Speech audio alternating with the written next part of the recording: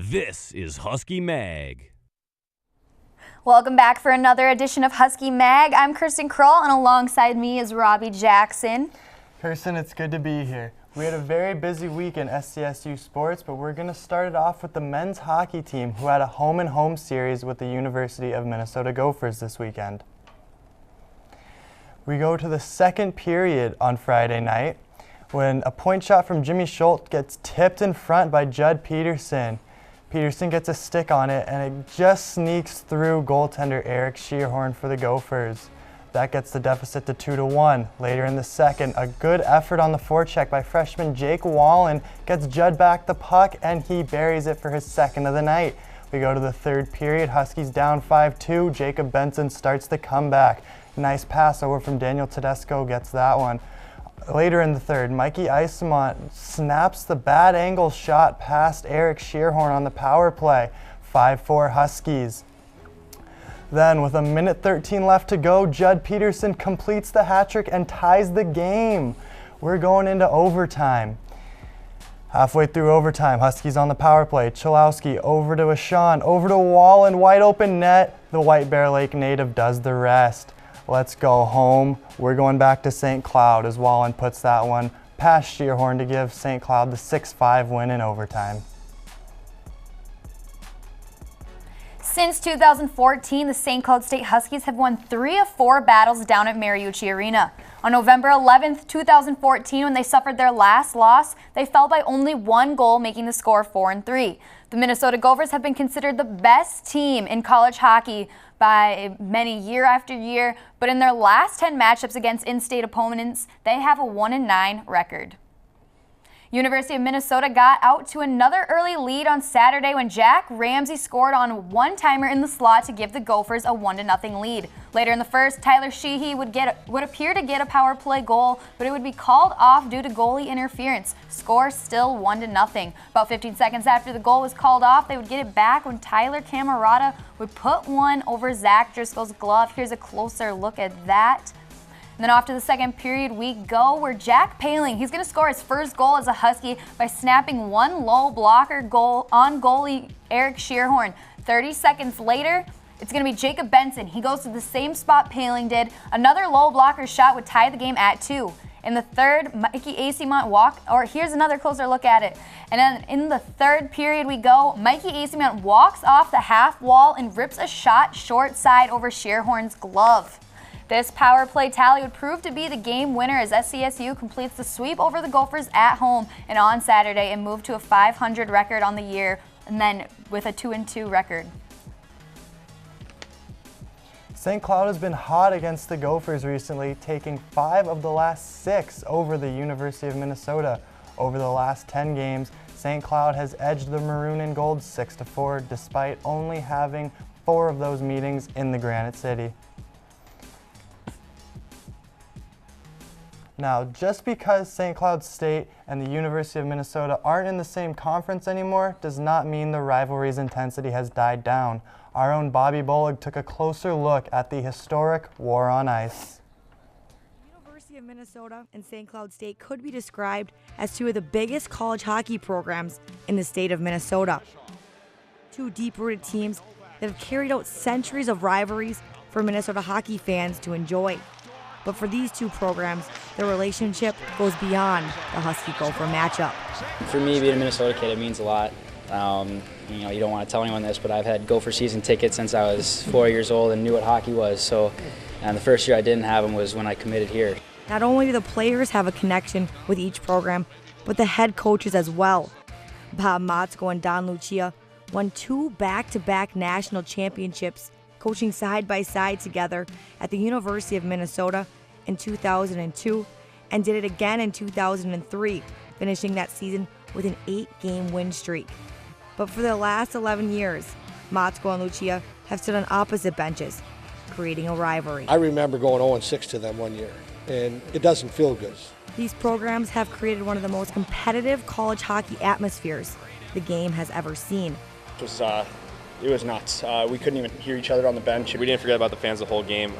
They never quieted down. That was a crazy last 2 minutes of the game there for sure. This weekend, Motzko and the Huskies tasted an overtime victory in Lucia's arena The Huskies kept that momentum on home ice to complete the sweep against the Gophers, which now gives them a 4-game winning streak that they've held against their Minnesota rivals since March of 2001. But despite the big win, Motzko still had great things to say about the competing program and a good friend. It's an outstanding coached hockey team. They're an outstanding team. They're going to be a tournament team. There's no doubt about it. For us to get the sweep of Minnesota this weekend, it's pretty special for me and for the team as well. Who just scored his first collegiate goal last weekend in Mankato. Bobby Bolig, UTVS News. Deep roots for the coaches, players, and even fans make the recent sweep for the Huskies all that much sweeter. Taking a look here at the pairwise rankings, the Fighting Hawks of North Dakota sit atop, while the Minnesota State Mavericks nipping at their heels right behind them in the number 2 spot. SCSU currently sits at number 27 with their 2-2 record. The St. Cloud State Huskies head into this weekend looking to improve their 2-2 record against the Chargers of Alabama Huntsville, who are 2-5-1 overall. The Chargers ignited their season by sweeping Ferris State, who are ranked 20th in the nation. We have seen the freshmen on St. Cloud State team look more comfortable in their roles this past week, and we can expect them to step up and be big contributors this weekend. Earlier today, I had the chance to sit down with Jake Wallen of the men's hockey team to talk about his game-winning goal down at Mariucci. Forward Jake Wallen. Now, Jake, heading into Gopher weekend, what was your mindset knowing that you're going to play at Mariucci Arena for the first time? You know, I mean, obviously you have some nerves to start out with and everything like that, but it was just trying to stick to the game plan we started with and just kind of continue to try and complete that game plan. Now, the game heads to overtime. You guys just came back from a 5-2 deficit. Kind of walk me through your huge game-winning goal. You know, Dennis Chalowski did a great job of drawing guys to him. He gave it to Sean, and then from there, Sean made a beautiful pass to me. And fortunately, the goalie was on the other side of the net, but it ended up going in. And now that play was set up, like you just said, all by freshmen. You got the goal, Dennis Chalowski and Jack Ashawn, they gave you those assists. What does that play kind of, I guess, illustrate for the season moving forward? You know, like on power play, you try and have plays that you set up and everything like that, but most of the time it's just kind of like, you know, just take what the defense gives you and everything like that. And fortunately, they ended up giving it the play we wanted to make. But yeah, I mean, like I said, just kind of take what they give you. And this gave you your second goal of the season. How have you been able to adjust so quickly to the pace of college hockey? Just trying to stick to what I do best, like what you do best and everything like that. And you know, don't try to go outside your comfort zone or like don't try and do too much. So just try and work hard each game, and hopefully the bounces go your way. All right, well, thank you for your time, Jake. And coming up after the break, find out how the women's hockey team did in their 8-round shootout. Coming up next on Husky Mag. These are the nights that never die. My father told me. Nothing. Tilke scores!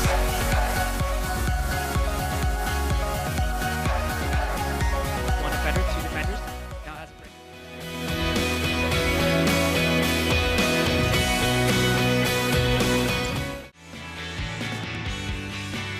Watching UTVS, local TV for the Granite City.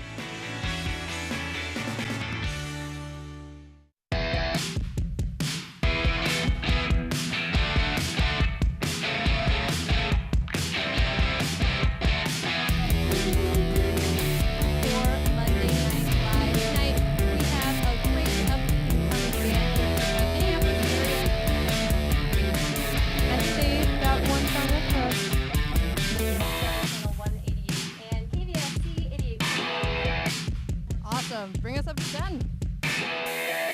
Visit utvsnews.com for all of your local news.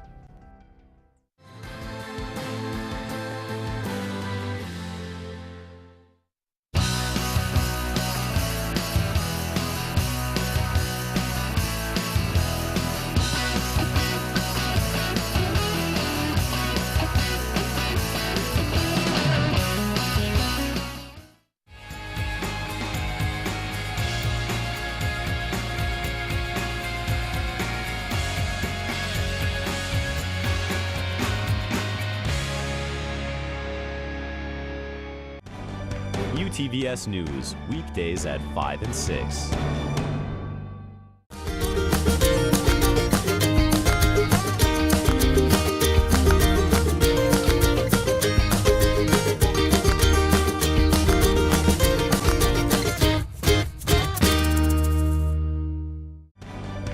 UTVS News, weekdays at 5 and 6.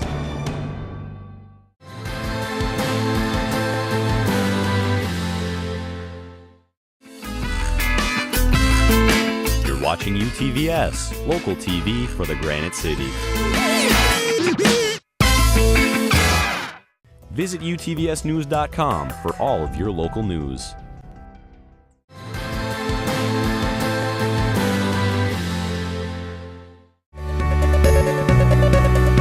You're watching UTVS, local TV for the Granite City.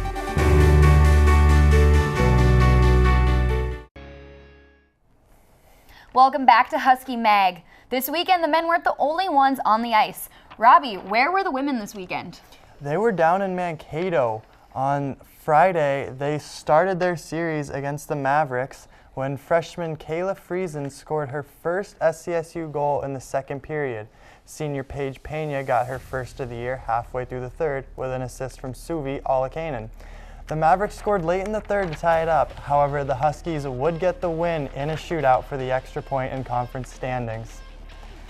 Normal shootouts last 3 rounds.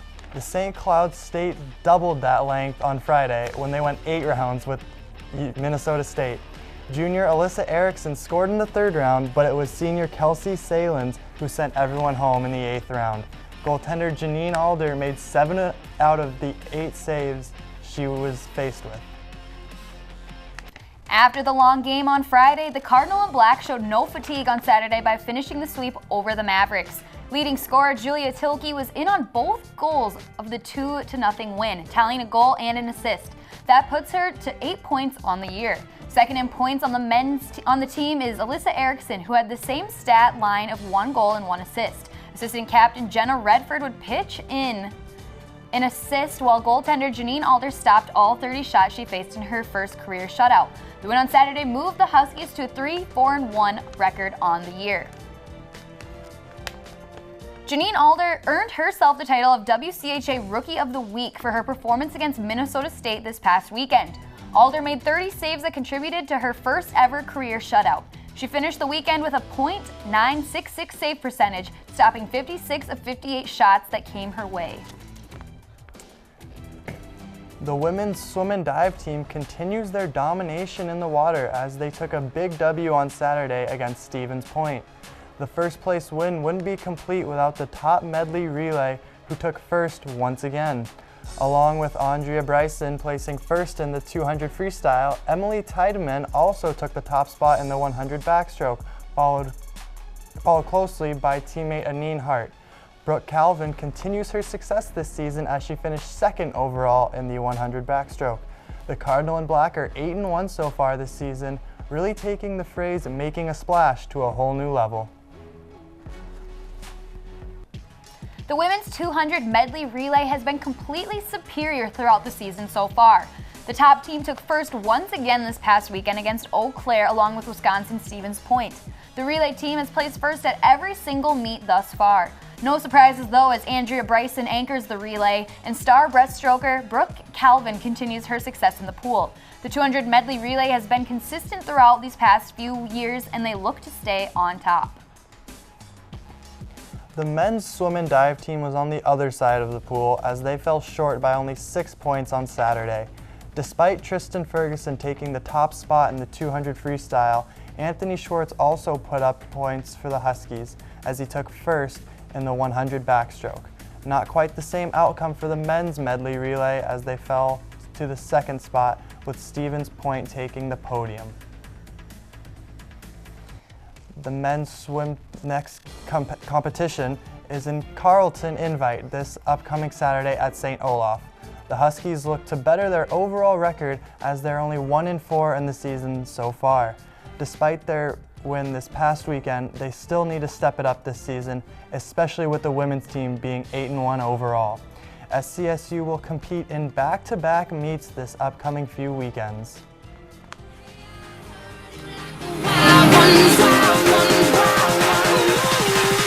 Like crazy, foolish, stupid, party going wild, fist pumping music, I might lose it, glass to the roof, how we lose it, I don't care tonight, she don't care, we like almost there, the right vibe, ready to get live. You're watching watching UTVS, local TV for the Granite City.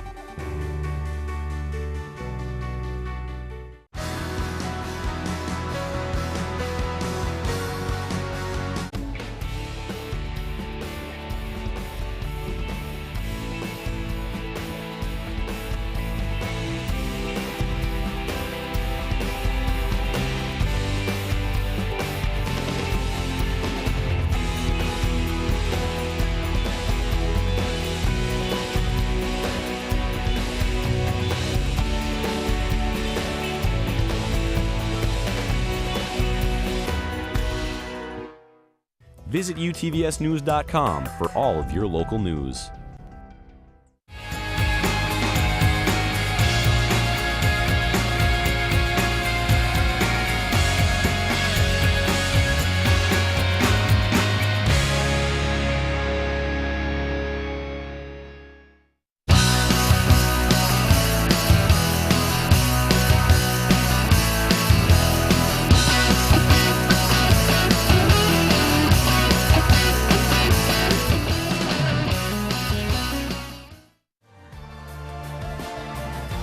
Watching UTVS, local TV for the Granite City.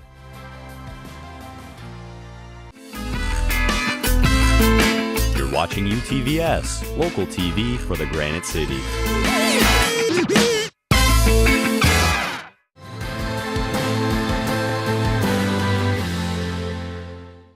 UTVS News, weekdays at 5 and 6. You're watching UTVS, local TV for the Granite City. UTVS News, weekdays at 5 and 6. You're watching UTVS, local TV for the Granite City. UTVS News, weekdays at 5 and 6. UTVS News, weekdays at 5 and 6. You're watching UTVS, local TV for the Granite City. You're watching UTVS, local TV for the Granite City.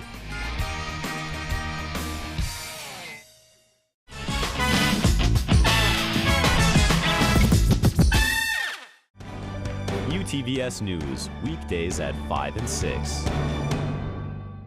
UTVS News, weekdays at 5 and 6.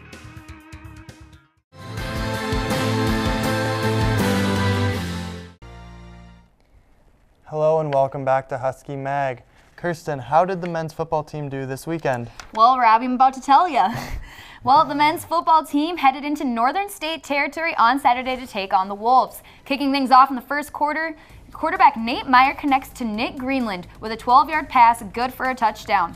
Northern State's ball, McAlvain drops back and connects to Doherty, who will make the grab and run with it until he's brought down at the 12-yard line. McAlvain then hands the ball off on this next clip to Truin, who's going to find his way past the defense, running for 4 yards and a touchdown. Huskies will respond with a touchdown from Jaden Huff, but it wouldn't be enough. The Northern State Wolves clinched the win and shut down St. Cloud State's efforts 29-28. Minnesota, taking a look at some of the stats here at the game. Here's McAlvain. He had a good amount of yards on the night, and then as well as 2 touchdowns. And then Truin, he had a touchdown on the day as well. Barber also totaling a touchdown. Nate Meyer, taking a look at some of the stats on St. Cloud side, also had a touchdown, as well as Jaden Huff accumulating 1. And then Blando, 2 touchdowns, outscoring everybody else. Minnesota Duluth sits atop of the pack in the NSIC, suffering only 1 loss during the duration of the season. Bemidji State trails closely behind with only 2 losses of the season. St. Cloud State, Minnesota State University, Moorhead, and Northern State are all tied for the 3rd spot with a record sitting at 500. At the bottom of the leaderboard is Minnesota Crookston, who still has yet to pick up a win this season. St. Cloud State Soccer took on the Wayne State Wildcats at Husky Stadium on Saturday. The Cardinal and Black came up short, losing 3-1 to the Wildcats, the lone goal coming from sophomore Kelly Santo Paulo in the 72nd minute. Jordan Loya totaled 2 corner kicks for the Huskies, and goalkeeper Julia Clifford recorded 4 saves. That loss for the Huskies put them into a tie for the 6th spot in the NSIC. St. Cloud is knotted up with Minnesota Duluth, both schools rocking a 5-4-4 record. Minot State is undefeated in conference play, which lands them the top spot of the NSIC soccer standings.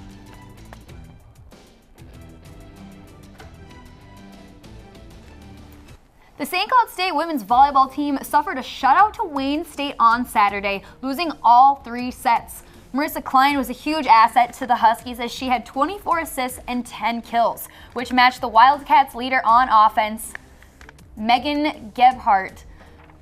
Nicole Miller of St. Cloud State had 9 kills and 9 digs on the night, while Clara Krenz led the defense with 10 digs.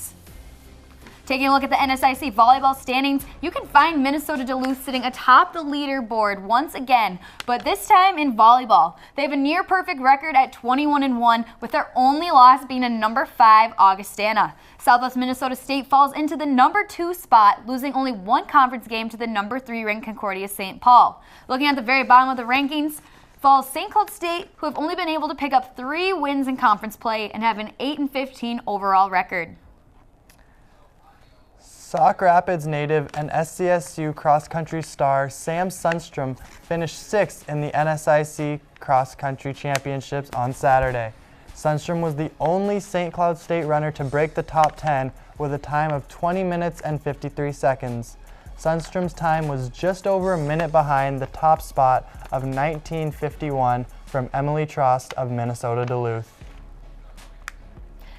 Find out what are this week's top plays, as well as who is the leader of the pack, coming up next on Husky Mag. Across the ice, they score! A little bit with some snow, turning over to rain as we go through the day tomorrow.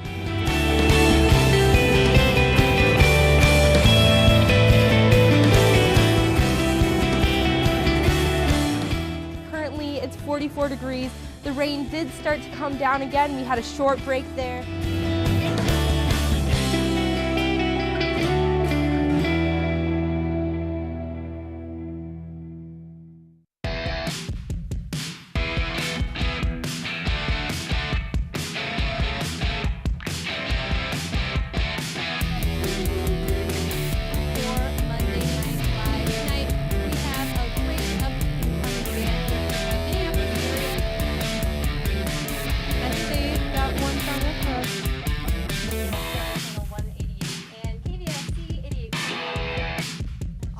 Bring us up to 10.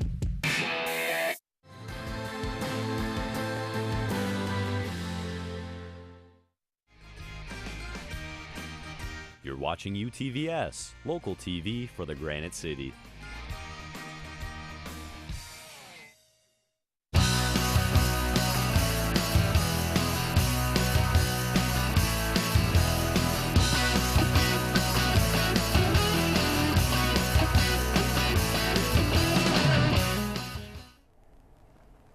Women's hockey will head down to Mariucci Arena to take on WCHA conference opponent, the Minnesota Gophers. The Gophers have a 7-1 record on the season, with their only loss being to conference opponent Bemidji State. The St. Cloud State women's hockey team fall just below 500 with a record of 3-4-1. The Pack. With fall sports being in the midst of their season, as well as winter sports starting to come into play, there's one athlete who stood out above the rest. This week's leader of the pack is none other than men's hockey forward Judd Peterson. The junior forward did it all this weekend, playing on the top line, top power play, and top penalty kill unit. What we really love here at Husky Mag, though, was that hat trick on Friday, especially that goal coming late in the game to complete the comeback. He had a rebound goal, a one-timer, a deflection in front of the net, everything. It seemed like every time you looked at the ice, there's Judd working hard. He is rewarded for his hard work this weekend with our Leader of the Pack title, not to mention that hat trick that earned him a shout out on Twitter from the Buffalo Sabres, who hold his NHL rights. A lot of emotion there from Judd. We just love to see it. Some huge games this past weekend. With huge games comes huge plays. Here are this week's Blizzard's Best. Coming in at number 3 with 12 seconds left in the third quarter, Nate Meyer hands the ball off to Joe Blando, who pounds it home for the 1-yard touchdown. That score would lift the Huskies to a 14-10 lead, even though they didn't get the win on the day. Rolling in at number 2 is Mikey Acemont, who gets the puck past the defender to get a short-sided goal. And then let's take a closer look at it here as you can see him going in. And I think the only thing better than this goal in night 2 against the Gophers is Mikey Selly right at the end there. Was he trying to fall on the ground? Sometimes they just get so hyped up that emotions take control. You can't really get balance. Number 1 here is Jack Ashawn finding the seam over to Jake Wallen with goaltender Eric Shearhorn sprawling across the net. He's got no chance there. Wallen Selly's like no tomorrow. I don't blame him. He just scored the OT winner at Mariucci to beat the Gophers. Well, thank you for joining us tonight on Husky Mag. I'm Kirsten Kroll, and for Robbie Jackson, we'll see you here again next week.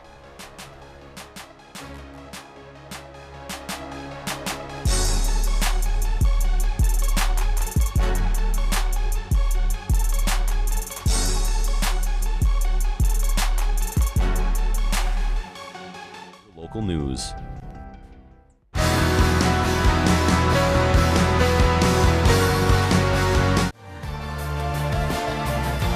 Watching UTVS, local TV for the Granite City.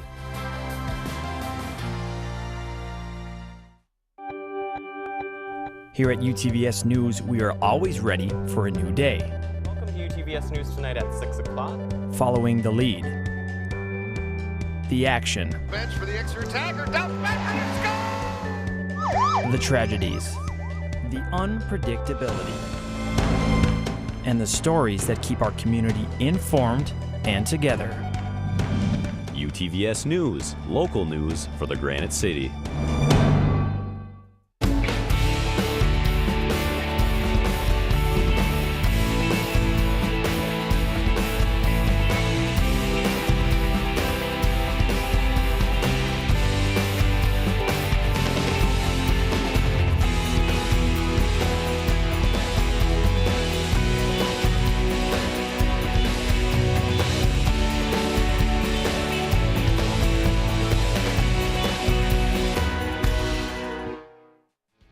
Visit UTVS.com and learn more about SCSU's television station.